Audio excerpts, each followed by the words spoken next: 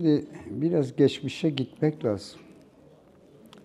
PKK'nın ortaya çıktığı dönemlerde Kürtlerin yok sayıldığı bir dönem yaşandı. Bir yerde Kürtlerin varlığını ortaya koyacak bir gelişme olarak değerlendirmek lazım. Yani o mücadelenin, o hareket Kürtleri bir halk olduğunu bilincini geliştirdi. Bu gerçeği asla unutmamak lazım. Elbette ki uzun süre yaşanan acılı süreçlerden sonra bugüne geldiğimizde artık sorunların demokrasiyle çözüldüğü bilinci daha da gelişti. Hem toplumda, hem mücadelede, hem harekete, hem Sayın Öcalan şunu ifade etti. Uzun yıllar mücadele ettik ama 1993 yılında aslında barışçıl bir sürecin gelişmesi için çaba gösterdik, olmadı. Ve biz 32 yıl aynı şeyleri tekrarlayarak zaman kaybettik. Bunu ifade etmişti. Aslında her şey yeniden süreçleri, geçmişi ve toplumdaki gelişmeleri değerlendirerek kararlar oluşturmak lazım. Bugün bir karar, bir fesih kararı, demokratik siyasetin güçlenmesi ve Kürtlerin demokratik siyaset içinde haklarını aramasının yolunu açtı. Tabii dünyada bunun örnekleri var. Yani mesela biz İrlanda'ya gittiğimizde şunu ifade ettiler. Bizler uzun süre mücadele ettik İRA ile yaptığımız görüşmelerde ama sonuçta Sinn Féin'in demokratik siyasetin bu sorunları çözmesi konusunda kendilerine bütün yetkilerimizi devrettik. Ve işte hayırlı cuma dedikleri o bir barış anlaşmasını sağladı. Bugün Türkiye'de de cuma günü kongre toplantısında şunu söyledim. Dedim İrlanda'da nasıl bir hayırlı cuma İrlanda'nın gündemine geldiyse ve barışçıl bir süreç başlamışsa bugün de cuma günü kongrenin toplandığı günde hayırlı bir cuma olarak değerlendirmek lazım. Tabii ki önümüzdeki süreçte önemli görevler düşüyor. Herkes bunun bilincinde. Demokratik bir cumhuriyet, demokratik bir Türkiye, Sayın Öcalan'ın koşullarının değişmesi, umut hakkının gündeme gelmesi ve Kürtlerin yıllarca hak ve özgürlük taleplerinin yerine getirilmesi konusunda adımların atılması gerekiyor. Beklenti budur. Eğer gerçekten demokratik bir Türkiye, bir hukuk devleti ve Kürtleri kucaklayacak bir siyaset oluşmadığı takdirde yine de gerçekten toplumda bir güvensizliğin gelişmesine ve toplumda yeniden bir yarılmanın oluşmasına da neden olabilir. Umut ediyoruz ki bu barış süreci, bu çözüm süreci her kesimin barışa olan inancıyla hareket etmesi gerektiğini hatırlatmak gerekiyor ve bu görevi, bu sorumluluğu yerine getirmesi gerekiyor diye düşünüyorum. Evet. Tabii çözümler tek taraflı olmaz ve barış tek taraflı olarak ortaya çıkmaz. Tarafların samimiyeti ve tarafların beklentilere yanıt verecek bir davranış içinde olmaları gerekiyor. Evet. Bu açıktır. Bir şekilde herkesin beklediği bu. Sayın Öcalan açıklamayı yaptı. O sorumluluğu, o görevi yerine getirdi.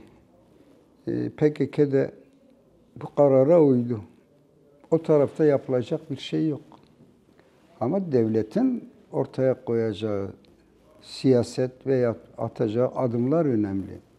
Yani top bugün iktidarda, top hükümette.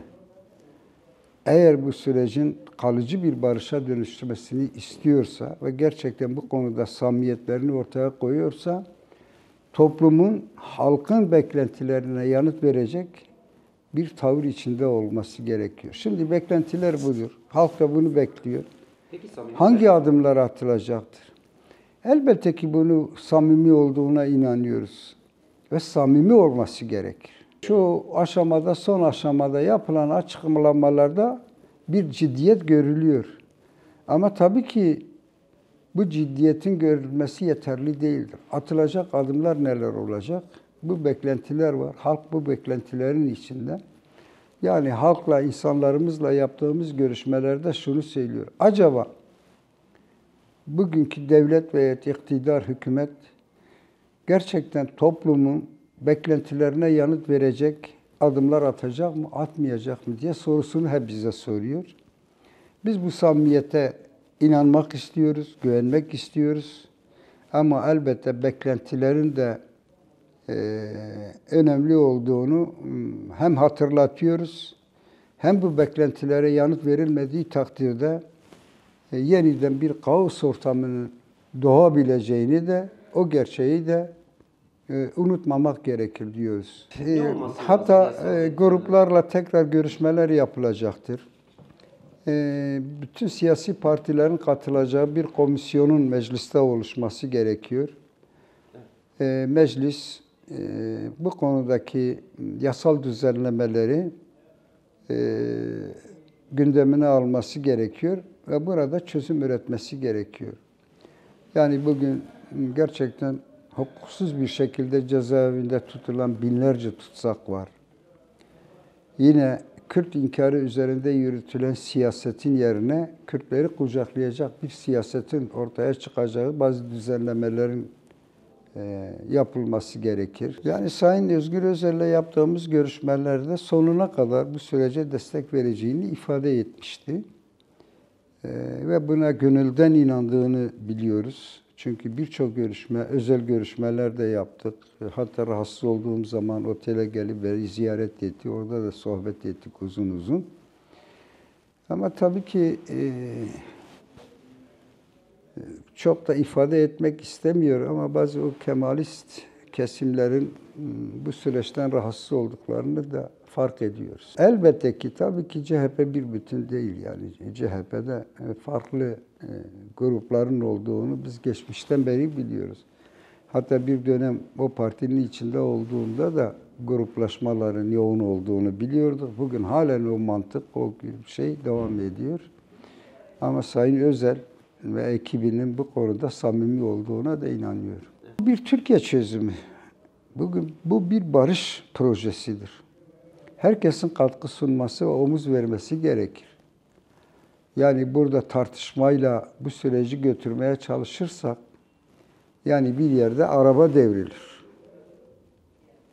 Onun için bütün gruplarla diyalog içinde olmamız ve bütün grupları ziyaret ederek bu sürece destek vermeleri için çaba göstermemiz gerekir, emek vermemiz gerekir. İnanıyorum ki onlar da barış sürecine destek sunacaklardır. Hayallerin gerçekleşmesi çok güzel bir şeydir. Umudu var etmek çok önemlidir. En zor dönemlerde bile umudumuzu kaybetmedik. Bir gün barışın bu topraklara, bu ülkelere geleceğine inanıyoruz. Orta Doğu önemli bir bölge. Birçok halkların birlikte yaşadığı ama sorunların olduğu bir bölge. Umut ediyoruz ve inanıyoruz ki bugünkü bu barış projesi Orta Doğu'daki halklar için de önemli katkılar sunar. Beklentilerimiz budur. Orta Doğu'da bir kazan kaynarsa buradaki barış da gerçekten zor yürür. Onu yani böyle sona erer demek istemiyorum. Yani bir yerde siz Türkiye'de Kürtlerle demokratik bir gelecek için bir projeye destek vereceksiniz. Ama Türkiye'nin dışındaki Kürtler de var. Onları da kucaklamak lazım. Onların da hak ve özgürlüklerini savunmak gerekir diye düşünüyorum. Yani bir demokratik bir Orta Doğu'nun var olmasına örnek olacağına inanıyorum. Orta Doğu'ya baktığımızda evet Türkiye'deki sıkıntılar var. Demokrasinin uygulanmadığı, tam uygulanmadığı bir dönemi yaşıyoruz. Ama yine de bir demokrasi Türkiye'de var. Diğer ülkelerde bunu göremeyiz. Eksik, topal yürüyen bir demokrasi ama diğer tarafta demokrasiden söz etmek mümkün değil. İşte bugünkü barış sürecinin başarıya ulaşması elbette ki bunun etkisi Orta Doğu halkları içinde ve Orta Doğu'ya da yansır. Kendileri de demokratik bir gelecek için kendilerine örnek olacak bir projeye bakar ve buna göre bazı adımlar atabilir diye düşünüyorum.